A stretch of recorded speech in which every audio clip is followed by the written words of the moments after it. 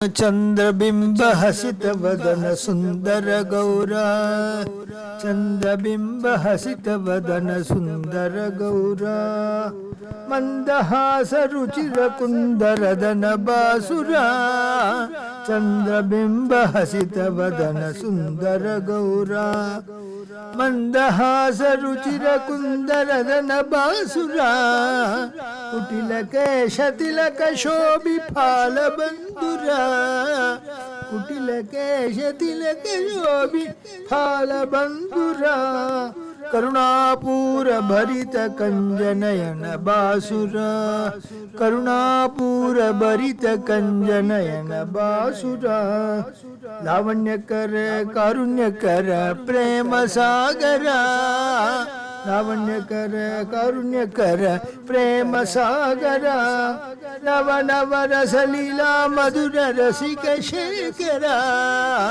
नव नव रस लीला मय रसिक शेखरा, विश्वमंगल कृष्ण नाम रसन मेदुरा, विश्वमंगल कृष्ण नाम रसन मेदुरा, विश्व प्रेम धर जय जय कांचन गौरा, विश्व प्रेम धर जय जय कांचन गौरा, चंद्रबिंब हसित वदन सुंदर गौरा, मंदहास कुचिर कुंदर दन बासुरा, मंदहास रुचिर कुंदर सन बासुरा, जय हरि हरि बोल प्रेम दाता नित्य बोल, जय हरि हरि बोल प्रेम दाता नित्य बोल, गौर हरि हरि बोल प्रेम दाता नित्य बोल, गौर हरि हरि बोल प्रेम दाता नित्य बोल, जय हरि हरि बोल गौर हरि हरि बोल, जय हरि गौर हरि जय हरि हरि बोल, जय हरि हरि बोल प्रेम दाता नित्य बोल, गौर हरि हरि बोल प्रेम दाता नित्य बोल, प्रेम दाता नित्य बोल, प्रेम दाता नित्य बोल, जय बोल गौरंग महाप्रभु की जय, दिव्य मधुर भगवन नाम की जय, समस्त साधु मंडल की जय. புண்ணியானிமான் பரம பாகவதான் ஸ்மராமி என்கின்ற ரீதியிலே லீலாமிருதம் பாகம் 6 தாசத்திய தாமதி விஷ்ணுப்பிரியாவை நினைவலையிலே தன் நினைவலைவிலே விஷ்ணுப்பிரியாவையும் மறந்த உயர்ந்ததார கௌராங்கரின் நிலையும் கதாதரனை கண்ட பிறகு அவருக்கு ஏற்பட்ட மாற்றமும் ஈஸ்வரபுரியின் அருளாலே துவாதசாட்சரி மந்திரம் அவருள் பிரவேசித்த அக்கணம் அவரிடம் ஏற்பட்ட எண்ணற்ற மாற்றங்கள், எண்ணற்ற தேவதா அம்சபூதமான தரிசனங்கள், எண்ணற்ற தேவதைகளின் பிரவேசம், எண்ணற்ற சாதுக்களுக்கு தான் உத்தாரணம் செய்ய வேண்டும் என்ற எண்ணத்தோடு அவர் செய்கின்ற லீலைகள் அவ்வனைத்தையும் இதன் வாயிலாக அனைவரும் கேட்டு ரசித்து மகிழ்ந்து, இதன் வாயிலாக கௌராங்க பக்தர்களின் திருவடி துகள்களிலே நாம் ஒருவராக ஆவோம், மகாமந்திர நினைவலைகளிலே நாமும் நீந்தி ஆனந்த வெள்ளத்திலே நீந்துவோமாக என்ற பிரார்த்தனையோடு துவங்குகின்றோம். ஜெய் போல் கௌராங்க மகாபிரபு கி ஜெய். பிரியா தான் இதுவரை கண்டிலாத ஒரு கௌராங்கனை அன்றுதான் கண்டாள். அவள் கதாதரனை தரிசிக்க சென்ற மகாபிரபு வேறு, இன்று திரும்பி வரும் மகாபிரபு இந்த கௌராங்கன் வேறு என்ற நிச்சய எண்ணம் அவருடைய எண்ணத்துள் துளிர்த்தது, அவருடைய மனத்திலே துளிர்த்தது. அவர் காவியுடை கட்டி வந்தது போல ஒரு தரிசனம், அல்ல இவர் பட்டு துணி அல்லவா கட்டுவார் என்ற எண்ணம் சற்றே விலகி அவருடைய தரிசனத்திலே அவருடைய மனதிலே அவர் காவியுடை தரித்து மழித்த தலை உடையவராக அவர் வந்த ஒரு தோற்றம் இவளுக்கு என்னமோ செய்தது. அவருடைய திருமுகம் சந்திரபிம்பத்தை ஒத்ததான திருமுகமும், எப்பொழுதும் மென்னகை புரியும் திருவதனமும், அதிசுந்தர லாவண்ய அமிர்தஸ்வரூபமான அந்த கௌராங்க தேகம், மந்தஹாச வதனமும், அழகுக்கு அழகு சேர்க்குமார் போல் உயர்ந்த கடற்கற்றைகளும் முடிக்கற்றைகளும், அந்த உயர்ந்ததான கஸ்தூரி திலகம் ஜொலிக்கின்ற அந்த கோபி சந்தனம் மிளிருகின்ற அந்த திருநுதலிலே வந்து விழுகின்ற மயிர்கற்றைகளும், கருணையே பொழிகின்ற கண்களும், அது அங்கும் இங்கும் அலை பாயும் நிலையும், கருணை நிறைந்ததான அந்த திருக்கண்கள், அதன் பார்வை யார் மேலெல்லாம் விழுகின்றதோ அவர்கள் அனைவரும் உத்தாரணமாகி அவர்களும் இந்த மகா சங்கீர்த்தனத்திலே ஓடி வந்து சேர லாவண்ய ஸ்வரூபனாக அந்த கைகளை ஹேமதண்ட பிரகாண்டோ என்ற நிலையிலே உயர்ந்ததான ஹேமதண்டம் போன்ற நீள் கைகள், அந்த கைகளை உயர்த்திய வண்ணம் பிரேமையின் திருக்கடல் தான் என்பதை இந்த உலகுக்கு எடுத்துமா ஓதுமா போலே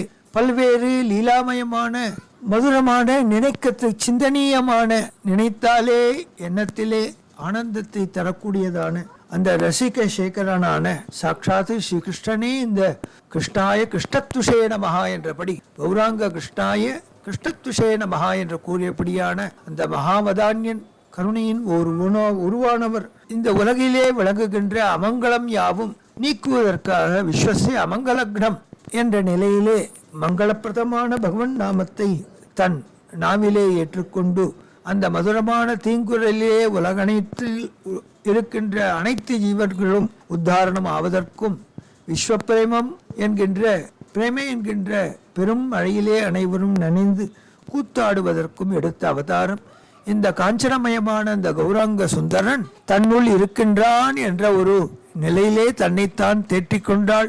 மகாசங்கீர்த்தனம் முதலானதோ அல்லது அத்வைதாச்சாரியர் பாசர் வீட்டிலே நடக்கின்ற எந்த ஒரு கீர்த்தனத்துக்கும் தான் செல்லாமல் அவருடைய நினைவலையிலே அவர் இட்டபணி தாயாரை பார்த்து கொள்வது, சச்சி மாதாவுக்கு ஒரு துணையாக நிழலாக தான் இருந்து கொண்டு அவள் தன்னுடைய பதிபக்தியை வெளிக்காட்டிய வண்ணம் இருந்தார்.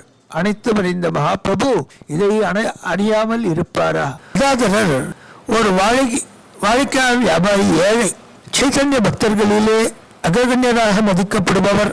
ஒரு நாள் தனக்கும் அப்பேற்பட்ட பக்தி என்கின்ற பிரேமை என்கின்ற உயர்நிலை என்னவென்றாவது போதிக்க வேண்டும் சுவாமி என்று ஒரு நாளைக்கு பிரார்த்தித்தார். சைத்தன்யரோ கங்கா ஸ்நானத்துக்கு செல்லும் நேரத்திலே நாளைக்கு என்னுடன் வா என்று கங்கையை விளையாடலாம் என்று கூறிவிட்டார். கேட்டது ஒன்று, கிடைத்த பதில் ஒன்று. இது என்னடா இது என்று அவரே வெட்கப்பட்டார். தானாவே உனக்கு புரியும், வா வந்து சேர் என்று கூறுகின்றார். மறுநாள் கங்கையிலே நீராடுவதற்கு சென்று நீராடி ஓரிடத்திலே அமர்ந்தனர். எவரும் ஏகாந்தமாக அமர்ந்தனர். கங்காதரர் அவ்வப்பொழுது கல் உண்டு விட்டு வருவார், தள்ளாடி வருவார் போன்று உடல் புலகிதமும் ஆனந்த கண்ணீரும் நிரம்பியவராக அவர் வருவதைக் கண்டு அங்கு உற்றோர் அனைவரும் வியந்தனர். இவரா அவர் என்று வியக்கும் வண்ணம் இருந்தது. பிரபுவும் லோக விலட்சணமான தேஜஸுடன் 1000 சூரியன் ஒன்றாக உதைத்தது போன்ற ஒரு திருமேனியின் அங்க பிரத்யங்க சஷ்டவத்தினாலே அவருடைய சரீரத்திலிருந்து எழும்புகின்ற தங்கமயமான ரேகைகளின் நடுவிலே, அந்த ஒளிக்கூட்டத்தின் நடுவிலே அவர் தரிசனம் தந்தார். இதை கண்டார் கங்காதரர். அவர் திருவடியிலே வந்து விழுந்தார். கங்காதரருக்கு வாய்த்திறந்து பேசவும் இயலாத நிலை எட்டியது. நாளடைவில் இவருடைய பக்தியானது முதிர்ந்து உயர்ந்த உத்தமாதிகாரியாக சைதன்ய மகாபிரபுவின் திருவடி அடித்துகளாகவே தான் வாழ்ந்து காட்டினார். இவ்வாறு இருக்கையிலே சுக்லாம்பரர் என்கின்ற ஒரு மகான், பெரும் தவசி, மகா தவசி, கோரமான தவங்களை எல்லாம் செய்து வழக்கமுடையவர், பசியை ஜெயித்தவர், தூக்கத்தை ஜெயித்தவர், ஞானத்தை அடைய பக்தியே முக்திக்கு வித்தானது. அதுதான் யுகப்பிரவர்த்தகமான தர்மம். நாமமும் பிரேமையும் 2 கண்கள் என்பதை உணர்ந்தார். கிருஷ்ண சைதன்ய பிரபுவை பற்றி கேள்விப்பட்டு இந்த கௌராங்கரின் திருவடியிலே வந்து ஒரு நாள் தன்னை மறந்து விழுந்து தரையிலே விழுந்து புரண்டு எழுந்து மீண்டும் அவர் திருவடியிலே விழுந்து தன் நினைத்து கண்ணீர் துணிகளால் அவர் திருவடியை நினைக்கின்றார். இவரை கண்டார். பூர்வம் செய்த தப்போ பலன் இப்பொழுது விகசிக்க காரணமாக இவர் இருந்தார். மகாபிரபுவை பார்த்து, பிரபு, தாங்கள் என்னிடத்தில் உள்ள குறைகளை நிறைகளாக செய்யலாகாதா என்று பிரார்த்தித்தார். அப்பா, நான் பன்னெடுங்காலமாக துவாரகை, மதுராபுரி முதலான பதிகள் தோறும் சென்று பயணம் சென்று நல்வினை மிக்க ஆறுகளிலும் படித்துறைகளிலும் நீந்தி விளையாடி எடுத்துக்கொண்ட முயற்சிக்கு தொல்லை தருவது போல் எனக்கு யாதொரு பலனும் உண்டாகவில்லையே. எனக்கு பக்தியை உண்டாக்கி அருள வேண்டும் என்று நீ கேட்கின்றாயே, எனக்கே அது ஏற்படவில்லையே என்றார். அவர் செய்வது லீலை என்பதை புரிந்து கொண்ட சுக்லாம்பரர், சுவாமி, தாங்கள் யார் என்று ஓரளவு என்னாலும் கூற இயலும். இந்த லீலைகள் விளையாட்டெல்லாம் என்னிடம் வேண்டாம். நிஜ பக்தனான என்னை ஏற்றுக்கொண்டு தாங்கள் பக்தியும் பிரேமையும் வழங்க வேண்டும் என்று யாச்சித்தார். கண்களிலே நீர் பணிக்க, உடலெல்லாம் ரோமாஞ்சம் ஏற்பட இவருடைய நிலையை புரிந்து கொண்டார். அசதீட்சை தந்தார். மதுராபுரியிலும் துவாரகையிலும் எவ்வளவு நாய்களும் நரிகளும் இருக்கின்றன, அங்கேயே வசிக்கும் அவைகளுக்கெல்லாம் பக்தி கொடுத்த பின்னரே அன்றோ உமக்கு தர வேண்டும் என்று விளையாட்டாக கூறிய உடன் இந்த சுக்ராம்பரிடம் இருந்த கோரமான தவம் செய்து அதனால் பெற்ற ஆணவ மலம் அனைத்தும் அழிக்கப் பெற்றார். என்னை தாங்கள் ஆதரிக்காவிடில் உலகத்திலே ஒரு புல்லு கூட என்னை மதிக்காது. தங்கள் பக்தியையும் பிரேமையும் வர்ஷிக்க வேண்டும் என்று மீண்டும் அவர் திருவடியை சிக்கன பிடித்தார். அவருடைய திருவுளம் பற்றி அவரால் அனுகிரகிக்கப்பட்டார். மகாபிரபுவும் அவருடைய அன்பர்களும் அனுதினமும் இரவில் ஒன்று கூடுவர். ஆகாராதிகளை முடித்துக் கொண்டு பகவத் விஷயமாக பேச்சு ஆரம்பிக்கும். பின்னர் ஹரிகீர்த்தனம் துவங்குவார். வாசல் கதவு சாத்தப்படும். உள்ளே என்ன நடக்கின்றது என்று நேரம் தாழ்த்தி வந்த எவரும் உள்ளே செல்ல இயலாது. ஹரிகீர்த்தனை கேட்கும் பாக்கியத்தை மட்டும் பெறுவர். பாசர் வீட்டிலே அடிக்கடி இவ்வாறு ஹரிகீர்த்தனம் நாமசங்கீர்த்தனம் நடக்கும். வெளியே உள்ளவர்கள் வீட்டில் ஏதோ ஆர்ப்பாட்டம் நடக்கின்றது என்று நினைப்பர். அஞ்ஞானிகளுக்கு ஞானிகளின் நிலை என்றும் அறிய இயலாது. பகலிலே உறங்குவார், இரவிலே விழித்திருப்பார். இது ஞானிகளின் நிலை.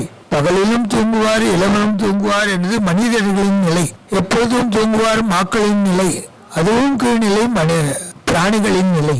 நரத்துவம் பெற்ற மனிதன் மாமனிதனாக ஆக வேண்டிய காலம் நரஜன்மம் எடுக்கும் போது அல்லவா ஏற்பட வேண்டும். அதனால் மடமையை நீக்கி அனைவரும் சைத்தன்யரின் திருவடியை நாம் ஒன்றாக சேர்ந்து இணைந்து அவரை போற்றி கொண்டாடி மகிழ்வோம் என்று அனைவரும் பேசிக்கொண்டனர். பகவான் தன்னுடைய அடியார்களுக்கு பலவித ஐயத்தையும் ஐயப்பாட்டையும் உண்டாக்குவான். மகாபிரபுவின் சீடர்களான மாணாக்கர்களுக்கும் இது ஏற்பட்டது. ஏதோ தேவ விஷயம் வெளிவரப்போகிறது என்று சாதாரண மனிதர் இவரல்லர் என்று பேசிக்கொண்டனர். ஆனால் அவர் பாடத்தை நடத்தாமல் இருக்கின்றாரே என்று தாய் தந்தையர் கேட்டால் என்ன சொல்வது என்றும் அவர்கள் व्यसனப்பட்டனர். சாதாரண மனிதன் போல் இவரை எடுத்துக்கொள்ள இயலாது. தெய்வ தோற்றம் மிக்கவர், கிருஷ்ணானுபவத்தை பெற்றவர், குருவின் பேரொழுக்கு பாத்திரமானவர் என்றெல்லாம் இவர்கள் பேசிக்கொண்டிருந்தனர். ஒருநாள் பக்தர்கள் அனைவரும் எதிர்பார்த்திருந்த பிரபு பாசர் நீராடலை முடித்துக் கொண்டு பூஜை செய்யும் வேளையிலே கதவை தட்டி கொண்டு உள்ளே வந்தார். கதவை தட்டுவது எவர் என்று அவர் உரலில் கேட்க, எந்த கடவுளை தேடுகின்றாயோ அந்த கடவுள் தான் கதவை தட்டுகிறேன் என்று மறுமொழி வர, இது என்ன புதுமையாக இருக்கின்றது என்று விரைவாய்ப்பை கதவை திறந்தால் 1000 கோடி சூரியன் ஒன்றாக உதித்தது போன்றதோடு திருவுருவ மேனியுமே ஆங்காங்கே ஞான பாசம் வெளியில் தோன்ற, கடவுளகில் இருக்கின்றோமா, நினைவுலகில் இருக்கின்றோமா, விழித்திருக்கின்றோமா, தூங்குகின்றோமா என்று தன்னைத்தான் கிள்ளிக்கொண்டு கனவல்ல நிஜம்தான் என்று தெரிந்தவுடன் ஓடி வந்து அவர் திருவடியிலே விழுந்தார். அவரும் தன் நினைவை இழந்தார். இவ்வாறு அவருக்கும் கம்பம், அஸ்வம் முதலான பல்வேறு உயர்ந்த நற்சின்னங்கள், பாவங்கள், பாவோத்ரேகம், நினைவு தப்புதல், ஹரிநாமத்தை மறந்தும் தூக்கத்திலும் மறக்காமல் இருக்கும் நிலை, உணவு பசியை ஜெயித்தவராகவும் தூக்கத்தை ஜெயித்தவர்களாகவும் சைத்தன்யருடைய சிஷ்யர்கள் அனைவரும், சீடர்கள் அனைவரும் ஒவ்வொருவராக நன்கு தீர்ந்து ஒவ்வொருவரும் உஜ்வல நீலமணிகளாக ஜுவலிக்க நாயினர். எங்கும் ஹரிநாம கீர்த்தனம் நதியா கிராமத்தை சுத்தி எங்கும் விஷஜலம் போல் பரவியது. மக்கள் எல்லாம் ஹரிநாம கீர்த்தனத்திலே ஏற்கப்பட்டனர்.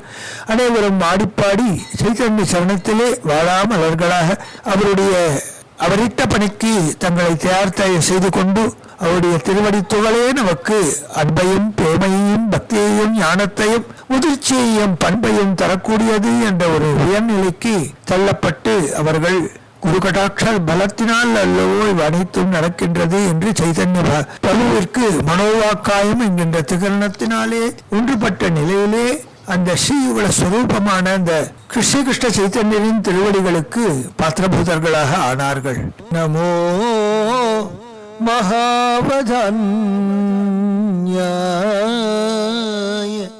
நமோ மகாவதன்யாய,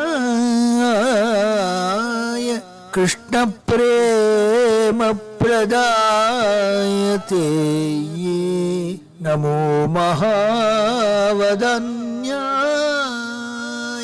கிருஷ்ண பிரேம பிரதாயதே, கிருஷ்ணாய கிருஷ்ணாய கிருஷ்ண சைதன்ய நாம்னே கௌரத்விஷே நமஹ கிருஷ்ணாய கிருஷ்ண சைதன்ய நாம்னே கௌரத்விஷே நமஹ நமோ மகாவதன்யாய. உலகத்திலேயே ஜெகதாதி குருவாக இருந்த சாட்சாத்து பரம்பொருள் தான் ராதா பாவத்தை அடைந்து அவள் பொருட்டு ஏங்க வேண்டும் என்று ராதாவின் விரகத்தினால் தான் துடிக்கும் அந்த பாவத்தை வெளிப்படுத்தி எண்ணற்ற கோடான கோடி மக்களை தன்பால் ஈர்த்து கருணை மழை பொழிந்து அவர்களை தன்பால் ஈர்க்க வேண்டும் என்ற பெரும் காருண்யம் கொண்டதான ஒரு அடர்ந்த கரு நீல மேகமானது கருணை என்கின்ற பெரும் வருஷத்தை நாம வருஷத்தை பிரேம வருஷத்தை பொழிந்து கிருஷ்ணாய மகாவதான்யனான கிருஷ்ண பிரேமத்தை தரக்கூடியதாய அந்த தே கிருஷ்ணாய கிருஷ்ணாய தே கிருஷ்ண பிரேம பிரதாய கிருஷ்ணாய தே. சாட்சாத்து ஸ்ரீகிருஷ்ணனே இந்த ரூபத்திலே வந்திருப்பதினாலே இப்ப எந்த ரூபத்தை எடுத்து வந்திருக்கின்றான், இந்த நாமத்தை தரித்திருக்கின்றான். கிருஷ்ண சைதன்ய நாம்னே கிருஷ்ணாய தே கௌரத்விஷே நமஹ. வாக்கிலோ ஹரிநாமம், கண்களிலோ ஆனந்த கண்ணீர், உடலில் அங்கம், ஒவ்வொரு அங்கமும் கிருஷ்ணநாமத்தின் ராதா விரகத்தினால் துடிக்கின்ற உயர்ந்த தாண்டவத்தை ஆடிக்கொண்டு, ஆனால் எந்த ராதாபாவத்தை அனுபவிக்கின்றாரோ அது தன்னுள் புகுந்து அந்த கௌராங்க வர்ணத்தை கொடுத்திருக்கும் நிலையிலே அந்த உயர்ந்ததான அந்த கௌராங்கனை நினைக்காது எந்த ஜீவன் இருக்க இயலும். அவ்வாறு நினைத்து அதனால் ஆனந்த களிப்பிலே தன்னைத்தான் மறந்த எண்ணற்ற ஜீவர்களுள் பல்வேறு உத்தமாதிகாரிகள் மகாபிரபுவின் காலத்திலே சிலர் அவருடைய அவதாரத்துக்கு முன்னேயே பிறந்து காத்து இருந்தனர். பலர் அவருடைய அவதாரம் ஏற்பட்டவுடன் வருவோம் என்று அந்த அனுபவத்தை பெறுவதற்காக அவருடைய சிலர்களாகவே வந்து இவ்வாறெல்லாம் இருக்கின்ற நிலையிலே எண்ணற்ற லீலைகளை தான் ஏகாந்தத்திலே அவர்களுக்கு காட்டி அவர்களுடைய பாவஸ்பூர்த்தியை உத்தீபனம் செய்து பகவன் நாமத்திலே மகாமந்திரத்திலே உயர்ந்த தேற்றை ஏற்படுமா போல் உத்தமாதிகாரிகளை தன் நேரடி பார்வையிலே வளர்த்து வந்தார். பாசர் வீட்டின் கதவை தட்டிக்கொண்டு உள்ளே நுழைந்தார். அங்கு இவருக்காக இடப்பட்டிருந்த அரியணை மீது அவர் அமர்ந்தார். அவர் அமர்ந்தவுடன் அவர் வீடே 1000 விளக்கொளிகளை பெற்ற ஒரு உயர்ந்த கிரகம் போல் ஒளிர ஆரம்பித்தது. அவருடைய அங்க பிரத்யங்க சௌஷ்டவ திருமேனியின் அந்த ஒளிதான், அதன் வெளிப்பாடுதான் இவ்வாறு அறை முழுவதும் ஆயிரக்கணக்கான விளக்குகளை தீபங்களை ஏற்றியது போல் இந்த மெய்ச்சுடரின் கிருபையினால் உண்டாகி இருக்கின்றது என்று அவர்கள் உணர ஆரம்பித்தனர். தன்னை மறந்து அவர் பாடிய வண்ணம் இருந்தார். பிரபுவும் அவ்வாறே கேட்டுக்கொண்டிருந்தார். தன்னை நீராட்ட வேண்டும் என்று பாசர் கட்டளையிட அவரும் பெரும் ஏற்பாடுகளை செய்து அழகாக அவரை நீராடச் செய்தார். புதிய வஸ்திரங்களை எல்லாம் தரிக்கச் செய்தார். அப்பொழுது பிரபு ஹுசைன் ஷா என்கின்ற அரசன் தன் படைகளையெல்லாம் அனுப்பி ஹரிதாசர்களை கொன்றுவிட வேண்டும் என்று ஏற்பாடு செய்திருக்கின்றான் என்ற செய்தி காதில் விழுகின்றது. உங்களிடம் எவ்வாறு இதை சொல்வது என்று திகைத்து நாங்கள் பயந்து கொண்டிருக்கின்றோம். கனவிலும் நினைக்க இயலாத அப்பேற்பட்ட துஷ்டத்தனம் நிறைந்த அந்த அற்ப பதர்கள் ஏதாவது செய்துவிட்டால் எங்கள் கதி என்னாவது என்று பெரும் துயரத்திலே வாடியிருக்கின்றோம் என்றவுடன் ஒரு பெரும் குரலிலே அவர் பதிலிருக்கனானார். உங்களுடைய அச்சபியாவும் தீர்ப்பதற்காகவே நான் அவதரித்திருக்கின்றேன். இந்த திருவுருவோடு நான் இங்கு வருவதற்கு காரணம் என்ன என்று நீங்கள் இன்னும் அறியவில்லை என்கின்றார். அவர் கூறியவுடன் அவர்களுக்கு மனதிலே சூழ்ந்திருந்த பெரும் கவலை மெல்ல மெல்ல விலகியது. பிரபுவினுடைய திருவாக்கிலே மனசு அமைதி பெற்றது.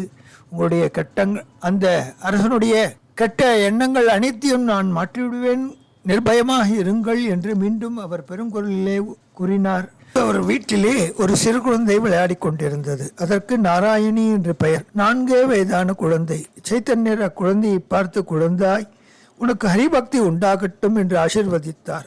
அவருடைய திருவாக்கில் இருந்து வெளிப்பட்ட சொற்றொடர் அவர் அச்செவியில் விழுந்த அக்கணமே இது ஹரி ஹரி ஹரி ஹரி கிருஷ்ணா கிருஷ்ணா கிருஷ்ணா என்று கூறிய வண்ணம் ஆடிப்பாடி மகிழ்ந்தது. இதை கண்டு அங்கிருந்தவர்கள் அனைவரும் வியந்தனர். பார்த்தீர்களா, ஒரு சிறு குழந்தை நான் எதற்காக அவதாரம் எடுத்திருக்கின்றேன் என்பதை உணர்ந்து ஹரிநாமத்தை கூறி எனக்கு இன்பத்தை புகட்டியது. அதுபோல் முகமதிய மன்னன் விருப்பம் எதுவேயானாலும் அவனுடைய எண்ணத்தை நான் மாற்றுவேன், நிர்பயமாக இருங்கள், அந்த நாள் வெகு தூரத்தில் இல்லை என்று தன்னுடைய உயர்ந்த பக்தர்களை நிர்பயமாக இருக்கும்படி அறிவு புகட்டினார் பிரபு. பெண்களும் இதை அறிந்து கொண்டு பிரபுவின் தோற்றத்தை வழிபட்டு பேரின்ப மழையிலே நனைந்தனர். கிருஷ்ணாவதாரத்திலே சாட்சாத்து பலராமன் கண்ணனுக்கு அண்ணாவாக தமையனாராக அவதரித்தார். அதுபோல் கௌராங்கருக்கு இந்த அவதாரத்திலே நித்யானந்தர் சைத்தன்ய தேவருக்கு தமையனார் போல் விளங்கினார்.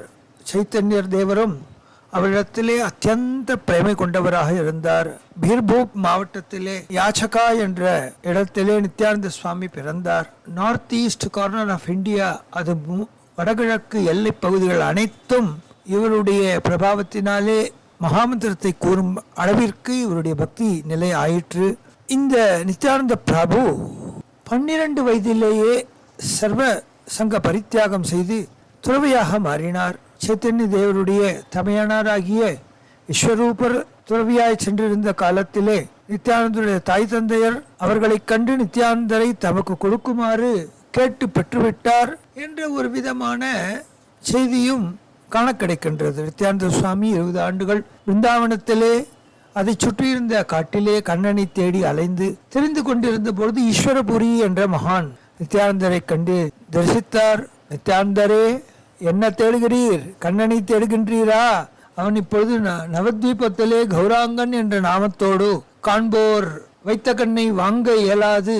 தாழ் கண்டார் தாளே கண்டார் கமலமன்ன திரு உரு கண்டார். அந்த உருவில் தன்னை இழந்தவர் எண்ணற்ற ஜீவன்கள் நவத்வீபத்தை சென்று அங்கே நீல் எளிதாக பேர்பட்ட மகனியரை காணலாம் என்று கூற அடுத்த கணம் நித்யானந்த பிரபு பிறந்து யாரிடம் கூறவே இல்லை. அடுத்த இடம் கிளம்பி விட்டார். நித்யானந்தர் புறப்பட்டு நவத்வீப க்ஷேத்திரத்தை வந்து அடைந்தார். நவத்வீபத்திலே வருவதற்கு 3 நாள் முன்னாகவே சைத்தன்ய தேவர் நம்முடைய அந்தரங்க பக்தர் நம்மை தேடிக்கொண்டு வந்திருக்கின்றார், அவரை பார்ப்பதற்கு நீங்கள் எல்லாம் பாக்கியம் செய்திருக்க வேண்டும் என்று ஒரு நாள் பெரிய உரத்த குரலிலே கூற, அப்பேற்பட்ட மகான் யார், எவர் வந்து வரப்போகிறார் என்று அவளோடு அவருடைய அந்தரங்க சிஷ்யர்கள் அனைவரும் காத்திருந்தனர். இவ்வாறு இருக்கையிலே நம்மை தேடிக்கொண்டு ஒரு பெரிய மகாத்மா வருகின்றான் என்று கோஷித்தாரே, அந்த நித்யானந்த பிரபு சைத்தன்ய தேவரை காண நேராக வரவில்லை. ஆச்சாரியுடைய வீட்டிலே தங்கியிருந்தார். அத்வைத ஆச்சாரியர் அவரை பெருமைகளை உணர்ந்தவர், அறிந்தவர், எனவே அவரை கொண்டாடி மகிழ்ந்தார். நண்பர்கள் நாம் அனைவரும் கூறிக்கொண்டிருக்கும் அந்த மகாத்மா இப்பட்டணத்திலே வந்து சேர்ந்து விட்டார் என்று ஒரு நாள் பிரபு கோஷம் செய்தார். அவரை போய் அழைத்து கொண்டு வாருங்கள் என்று தன்னுடைய நண்பர் பட்டாளங்களை அனுப்பினார். அவர்களும் ஊர் முழுவதும் தேடிவிட்டார். அப்பேற்பட்ட மகாத்மா எவரும் வந்ததாகவே தெரியவில்லையே என்று சைத்தன்ய தேவரிடம் வந்து கூறினார்கள். பிரபுவோ, வாங்கள், நானே வருகிறேன் என்று கூறி அனைவரையும் அழைத்து கொண்டார்.